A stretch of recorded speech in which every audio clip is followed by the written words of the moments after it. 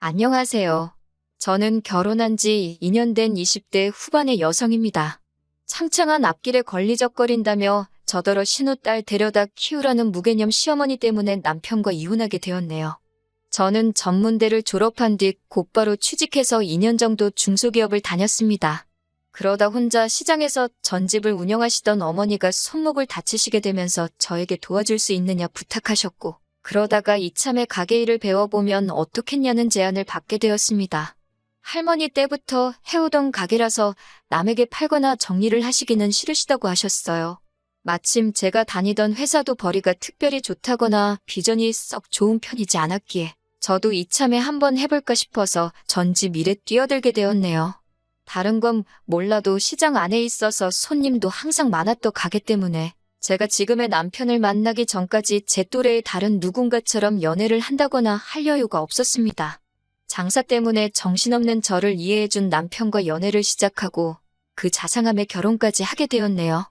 결혼 이야기가 오가면서 당연히 양가 식구들에게 서로를 소개하는 자리를 갖게 되었고, 거기서 처음으로 남편의 누나를 만났습니다.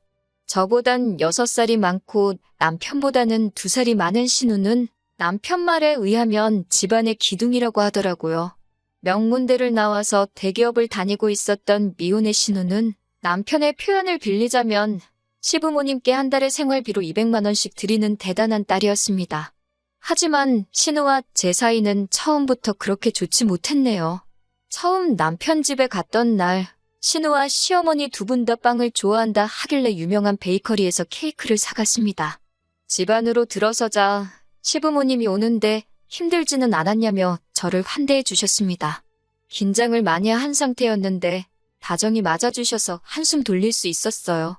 그렇지만 신우가 등장하자마자 분위기가 급변하더라고요.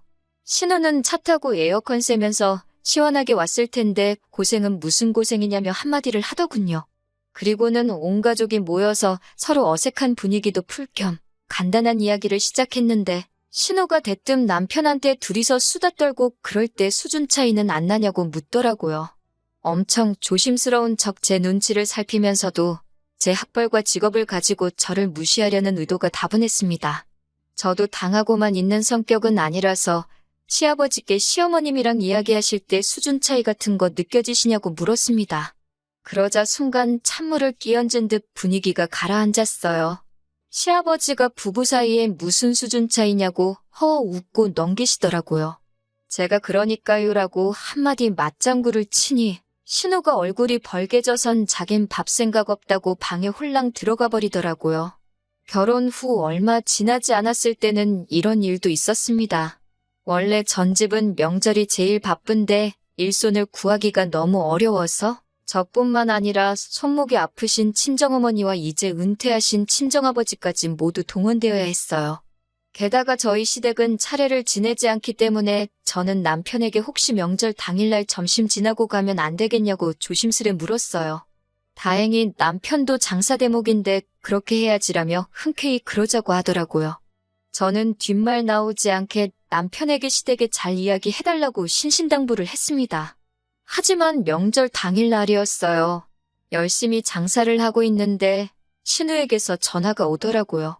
바빠서 바로는 못 받고 1~2시간쯤 지나서 전화를 다시 걸었더니 대뜸 소리를 지르더라고요.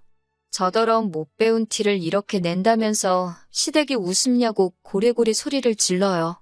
황당해서 말도 안 나오는데 시어머니까지 전화를 받으시더니 저더러 천명절인데 장사가 뭐가 중요하냐고 저를 꾸중하셨습니다. 저로서는 너무 억울하고 화가 났지만 일단은 장사 마무리도 해야 했고 곧 시댁에 갈 거니까 가서 잘 설명드려야겠다는 생각으로 일단 몇 번이고 죄송하다고 말씀을 드리고 전화를 드렸습니다. 그리고 바로 남편에게 전화해 도대체 이게 무슨 상황이냐고 따졌더니 남편도 이해가 안 된다면서 분명히 시어머니가 괜찮다고 했다는 거예요. 거짓말 하는 거 아니냐고 하니까 자기가 무슨 덕을 본다고 거짓말을 하냐면서 아무래도 신우 때문인 것 같다고 그러더군요. 마치 어딘가 짚히는 게 있는 사람 같았습니다. 어쨌든 일단은 시댁에 가야 하니까 저는 전날 준비한 명절 음식과 전을 포장해서 시댁으로 향했습니다. 친정 부모님께는 다음 날 오겠다고 했고 부모님도 걱정하지 말라며 다녀오라고 하셨어요. 시집간 후 첫 명절인데 친정부모님하고 오전 내에 장사만 하고 점심도 같이 못 먹고 가는 게 마음에 걸려서 시댁으로 가는 길에서 왠지 마음이 많이 상했습니다. 시댁에 도착하니 신우는 마치 저희를 뚫어버리겠다는 기세로 현관 입구를 노려보고 있었습니다. 시부모님도 시큰둥하게 이제 왔냐면서 본체만치 하시더라고요. 저는 속상한 마음을 감추고 준비해온 명절 음식을 하나 둘씩 상위에 올려놓기 시작했고요. 그러자 신우가 시장통에서 팔고 온 남은 거 싸온 거냐면서 무슨 구린내라도 난다는 듯 자기 손으로 코를 쥐어잡고 인상을 팍 쓰더라고요. 그 모습을 보는데 순간 진짜 딱 한 대 때려주고 싶었지만 차마 그럴 수는 없잖아요. 그래서 제가 그럼 드시지 마시라고 한마디 했습니다. 그리고는 시부모님께도 냄새나는 거 싫으시면 치우겠다고 하고 가지고 온 거 그대로 다시 뚜껑을 덮었습니다. 그러자 시어머니가 저를 잡아 끌고 잠깐 당신 좀 보자며 방으로 데리고 가셨어요. 저는 피곤하기도 했고 억울하기도 하고 아무런 말도 하기 싫었어요. 그런데 시어머니가 갑자기 방문을 닫으시더니 제 손을 꼭 잡고서는 속삭이는 듯한 작은 목소리로 저에게 우는 척이라도 하라면서 미안하다 하시는 거예요. 왜 이러시냐고 하니까 자기 딸이 워낙에 집 밖에 몰라서 그런다고 그냥 비위 좀 맞춰주라고 저에게 부탁을 하시더라고요. 신우 이상한 거 온 가족이 다 안다면서 속 시끄럽게 하지 말고 납작 엎드려서 지내라고 하셨습니다. 더 황당한 건 갑자기 신우 알기를 뭐로 아냐면서 네가 뭔데 늦게 오냐고 저에게 소리를 치시는 거예요. 이중인격도 아니고 한마디로 신우 눈치를 보시느라 아주 쇼를 하고 있더군요. 솔직히 말해서 시어머니가 불쌍하기도 했지만 집안이 정상이 아니다 싶었어요. 가족끼리 서로 기분 맞춰주고 배려해줄 수야 당연히 있다고 생각합니다. 하지만 시어머니의 이런 태도가 신우를 갈수록 오만방자하게 만든다는 확신이 들었습니다. 시어머니는 큰 소리를 내시면서도 동시에 저에게 그냥 분위기 좀 맞춰달라고 거의 사정을 하셨어요. 멍청한 생쇼를 한 10분 정도 하고 방문을 열고 나오니 신우가 제가 가져온 전을 뜯어먹으며 실실거리고 있더라고요. 황당하고 유치해서 어이가 없었어요. 아마 제 동생이나 친구였으면 미친모라고 욕이라도 해줬을 거예요. 남편도 미안한지 머쓱한 얼굴로 저를 쳐다보고 해서 제가 꾹 눌러 참았습니다. 말 그대로 똥이 무서워서 피하냐 더러워서 피하지 그 심정이었어요. 남편도 집에 오는 길에 미안하다면서 신우가 성격이 별난데 시부모님이 생활비를 받아 쓰시는 상황이다 보니 뭐라고 큰 소리도 못 내신다고 저더러 조금만 이해해 달라고 하더라고요. 신우의 별난 성격 덕분에 그 이후로도 몇 번 더 분위기 맞춰서 멍청한 생쇼를 해야 했었지만 그래도 시부모님과 저희 부부의 관계는 나쁘지 않았기 때문에 솔직히 이혼까지는 한 번도 생각해보지 않았습니다. 어느 가족이든 별난 인간 하나쯤은 있는 편이지 싶었고 솔직히 저는 신우만큼 시댁에 생활비를 지원할 수도 없었고 지원할 생각도 없었으니까요. 그저 나이 드신 분들이 돈 때문에 딸 눈치를 저렇게 보고 사는 게 보기 딱할 뿐이었습니다. 한 번은 시어머니가 저한테 정말 치사하고 더럽다며 하소연을 하시기도 했어요. 그래서 솔직히 뭐랄까요. 시부모님이 이해가 가기도 했고 우리는 한 팀이다 이런 생각도 했던 것 같아요. 지금 돌아보면 멍청하고 한심한 생각이었네요. 역시나 며느리는 며느리고 딸이 될 수 없었습니다. 두어 달 전 있었던 일입니다. 제가 남편과 이혼을 결심하게 된 결정적인 이유기도 했고요. 시어머니도 제가 신우랑 부딪히면 좋은 일이 없다는 걸 아셔서 최근엔 집으로 잘 안 부르셨는데 그날은 집에 좀 오라고 저에게 긴히 하실 말씀이 있다고 하셨습니다.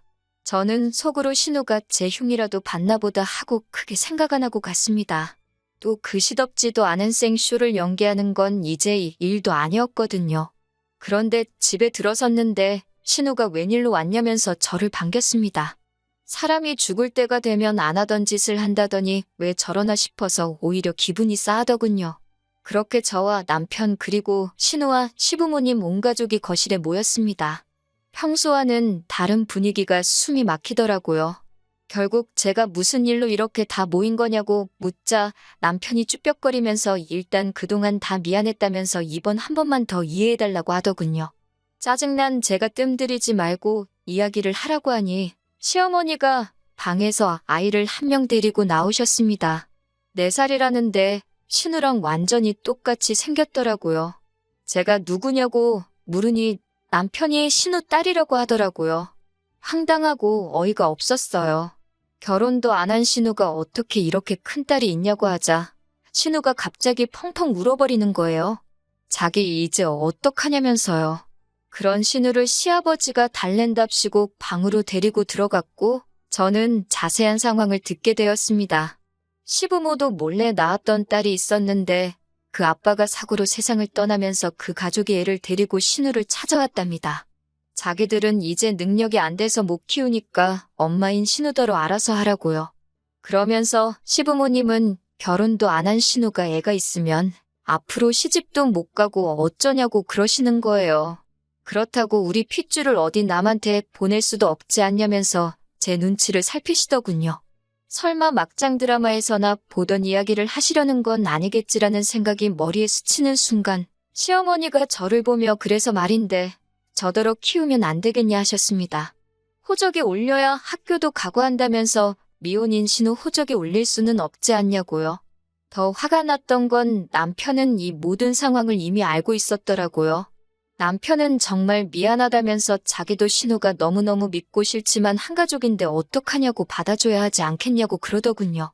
제가 잃은 신우가 쳤는데 왜 제가 뒷수습을 해야 하냐고 그러자 시어머니가 저더러 너는 잃을 게 없지 않냐고 하셨습니다.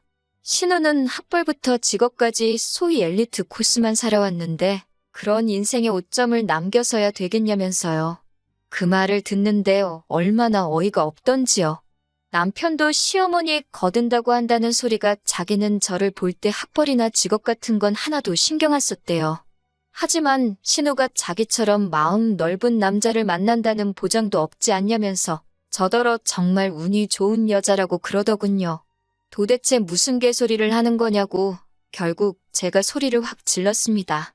그제서야 시어머니도 본색을 드러내듯이 아니 한가족끼리 허물이 있으면 덮어주고 그럴 수도 있는 거 아니냐면서 그럼 다 늙은 우리가 애를 키우라는 거냐고 너무한다고 그러셨습니다. 저도 이때부터는 이 집구석하고는 끝이다라는 생각이 들어서 하고 싶은 말은 닥치는 대로 퍼부었습니다. 시어머니가 키우시던 신우가 키우던 제 남편이 키우던 어차피 다 자기 핏줄인데 그게 대체 무슨 상관이냐고 했습니다. 저야말로 피 한 방울도 안 섞인 남인데 왜 저한테 이러시는 거냐고요. 그러면서 남편한테도 그렇게 누나한테 당하고 살면서도 정신 못 차리냐고 그러면서 뺨을 때려버렸어요. 남편이 뺨을 부여잡고 주저앉아서 저를 멍하니 올려다 보더라고요. 그러자 시어머니가 저더러 욕을 하면서 시장통에서 장사를 하더니 하는 짓이 완전 산것이 되었다면서 악을 쓰더군요. 저는 시어머니께 내가 그동안 당신들 어이없는 연기에 장단을 맞춰줬던 건 그래도 돈 몇 푼 때문에 딸 눈치 보고 사는 인생이 불쌍해서 눈 꼭 감고 어울려준 건데 이런 식으로 나를 깔아뭉개는 건 용서 못한다고 퍼부었습니다. 그러자 시어머니는 당장 저더러 이 집에서 나가라고 했고 저도 감사하다고 제가 바라는 바라고 맞받아치고는 뒤도 돌아보지 않고 나왔습니다. 그러자 남편이 따라 나오더니 정말 미안하다는 말밖에 할 말이 없다고 하더라고요. 제가 남편에게 정말 미안하면 너랑 함께 살면서 등신마냥 참고 살아온 내 인생이나 돌려내라고 보상하라고 울부짖었습니다. 지금 생각하니 한 마리 짐승이 따로 없었네요. 그러자 남편은 어떻게 해주면 되겠냐고 물었고 저는 지금 우리 사는 집 전세 보증금하고 자동차 전부 제가 갚겠다고 당신은 조용히 이혼 도장만 찍어달라고 했습니다. 그러자 남편이 한숨을 길게 내쉬더라고요. 제가 남편에게 변호사 고용해서 한번 진흙탕 싸움 해볼 거냐고 그래서 네 신우가 자식 있는 여자인 것까지 다 까발려 볼 거냐고 밀어붙였습니다. 저도 그땐 눈에 뵈는 게 없어서 앞뒤 생각 안 하고 다 말했거든요. 그러자 남편은 며칠 고민해보겠다고 했습니다. 그리고 엊그제 지긋지긋한 합의 이혼이 전부 끝났습니다. 남편은 시부모님께 신우 딸이니까 신우더러 키우라고 하라고 안 그러면 자기 진짜 이혼당한다고까지 말했답니다. 하지만 신우는 그랬다간 생활비고 뭐고 다 끊어버린다고 시부모님한테 협박을 했다고 합니다. 시부모님은 계속해서 남편에게 저를 잘 설득해보려고 하고 그래도 양심이 남아있던 남편은 저랑 헤어지는 게 마지막으로 자기가 해줄 수 있는 배려라고 생각했다 하더군요. 그런 이야기를 들으니 남편에게 동정심이 생기긴 했습니다. 하지만 싸구려 동정심에 다시 제 인생을 팔 수는 없지요. 저도 신우가 애를 어떻게 할지는 모르겠습니다. 그깟 돈이 뭐라고 딸 버르장머리 하나 못 고치고 참 안타까운 인생인 것 같아요. 저는 당분간은 제 사업장인 전집 운영에만 힘써볼까 합니다. 남편도 시댁도 생각만 해도 지긋지긋하네요. 당분간은 그런 소모적인 인간관계에 다시 빨려 들어가고 싶지 않네요. 저녁에 비가 온다는데 파전에 막걸리나 먹어야겠어요. 들어주셔서 정말 감사합니다.